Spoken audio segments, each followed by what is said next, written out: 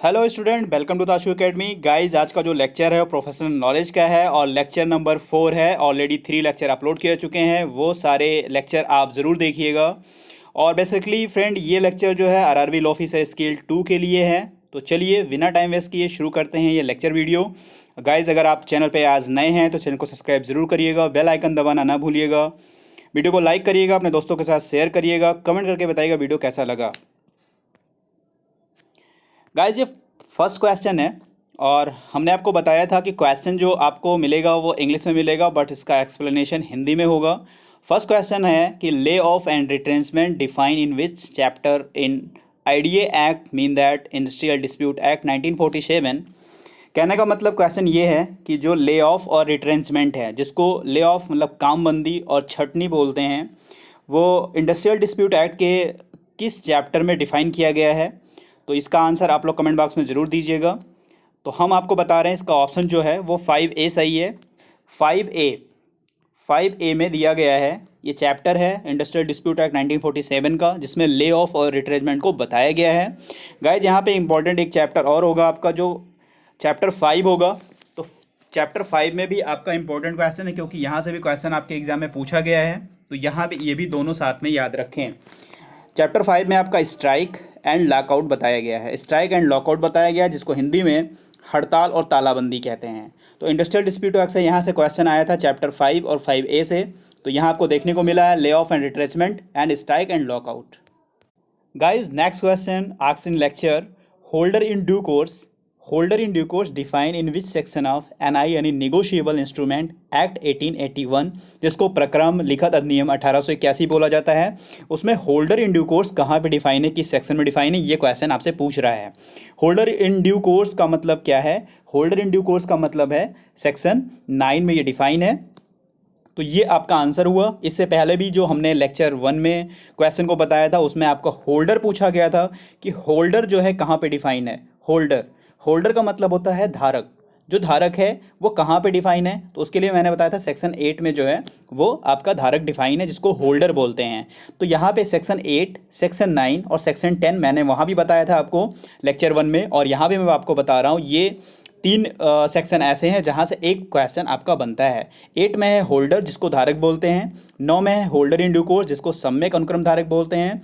और 10 में है पेमेंट इन ड्यू कोर्स, जिसको सम्यक अनुक्रम में संदाय बोलते हैं। तो ये है होल्डर की बात हो रही थी। तो होल्डर किसको कहते हैं? होल्डर में तीनों चीज़ें, चाहे वो चेक हो, बिल ऑफ एक्सचेंज हो, या आपका प्रोमिसरी नोट हो, इनमें से कोई भी ऐसा जो पर्सन है, ठीक है, जो अपने खुद नाम से या उस पर पोजीशन रखता है, जो अमाउंट है उसको रिकवर या रिसीव करने का पूरा पूरा उसका अधिकार होता है, उसको हम होल्डर बोलते हैं। ठीक है, जिसको हम प्राप्त करने या वसूल करने का अधिकार होता है, हकदार होते हैं, उनको हम होल्डर बोलते हैं। तो ये जो क्वेश्चन है holder, holder in due course, payment in due course, काफ़ी इंपॉर्टेंट है आपके एग्जाम के पर्पज से। Guys, next question asked in lecture fraud define in which section of contract at 1872।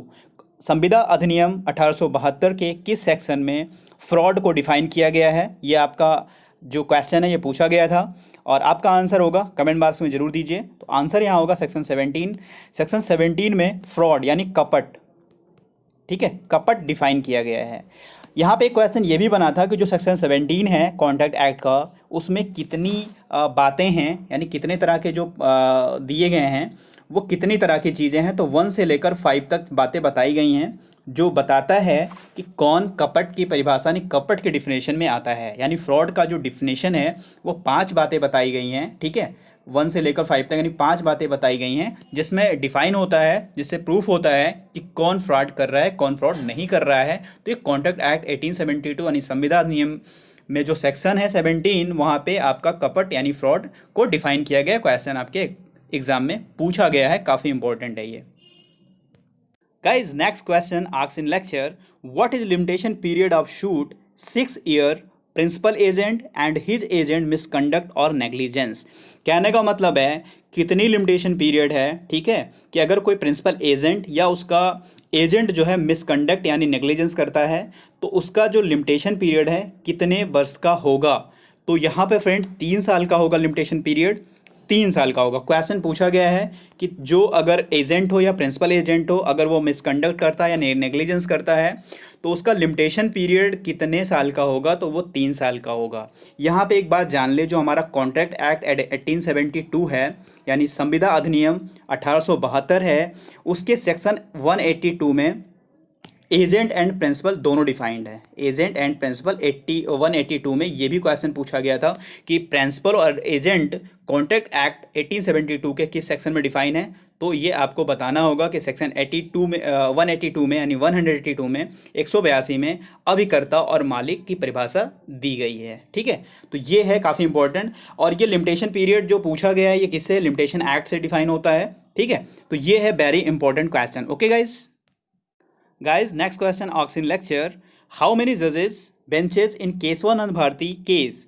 कितनी जज की बेंच जो है केशवानंद भारती वाले केस में बैठी थी, ये आपको आंसर यहाँ करना है और आपका आंसर कमेंट बॉक्स में सबसे पहले होना चाहिए। तो इसका आंसर है 15, यानी 15 जज जो है केशवानंद भारती के मामले में बैठी थी। ठीक है, 15 जन टोटल थी। ये भी क्वेश्चन आपके लॉ ऑफिसर स्केल 2 में पूछा गया है। तो ये थे मोस्ट इंपॉर्टेंट कुछ क्वेश्चन जो आपके एग्ज़ाम के लिए काफ़ी इंपॉर्टेंट फ्रेंड, और ऐसे में आपको आपके एग्ज़ाम तक काफ़ी अच्छी सीरीज़ मतलब मैं प्रोवाइड करा दूंगा। और अगर आप लोग को इससे रिलेटेड अगर आपको टेस्ट सीरीज चाहिए प्रोफेशनल नॉलेज का, तो कमेंट करके ज़रूर बताइएगा।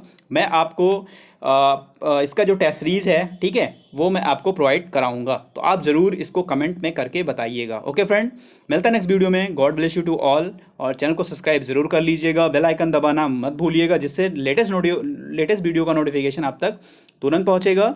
Okay guys, thank you for watching.